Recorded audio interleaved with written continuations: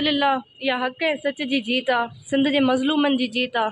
5 सालनि खां मुसलसल मुंहिंजी जेका जिदोजहद रही आहे उन में ॾिसो त नंढियूं नंढियूं कामयाबियूं मिलियूं। हीअ अॼु उन जी ज़मानत रद्द करे ऐं कस्टडी वठणु हिकिड़ो ज़रूरतमंदाना फ़ैसिलो आहे।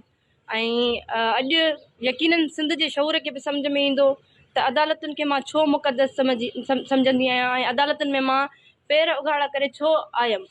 उन जी वजह इहा ई आहे त ॾिसो छो त अञा असांजी मंज़िल अञा अॻिते आहे, पर हीउ जेको कस्टडी में वठणु हिन SHO खे इहो वाज़े पैगाम आहे अदालत जो इन्हनि वॾेरनि खे, भोतारनि खे, जागीरदारनि खे, उन्हनि जे टाउटनि खे, सिंध पुलिस डिपार्टमेंट में जेके इन डिपार्टमेंट जो नालो ख़राबु करे वेठा आहिनि उन्हनि खे वाज़े पैगाम मिलियो त तव्हां चाहे केतिरी बि ताक़त रखो, तव्हां कानून खां बालातर न आहियो।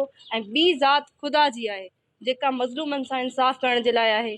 अलाह जी ज़ात, मां हमेशह चयो आहे जेकॾहिं तव्हां हक़ ते आहियो न, मां अकेली हथे ख़ाली हिकिड़ी न्याणी जेका हिननि भोतारनि जागीरदारनि जे ख़िलाफ़ु बीठी आहियां ऐं हर ज़िंदगी जे हर स्टेप ते अदालतुनि में हर स्टेप ते मूंखे कामयाबी मिली आहे। इन जो इहो ई मक़सदु आहे त जेकॾहिं तव्हां हक़ ते आहियो त ख़ुदा जी ज़ात बि तव्हां सां गॾु आहे।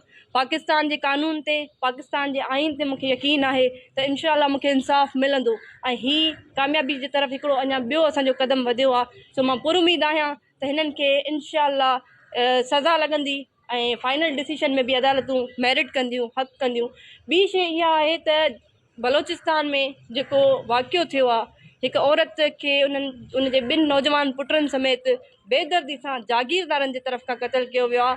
इहो मां चवां थी इंसानियत खे लॼाईंदड़ वाक़ियो आहे। असां हिकिड़ी तहरीक स्टार्ट कई हुईसीं एंटी फ्यूडलिज़म डे 17 जनवरी।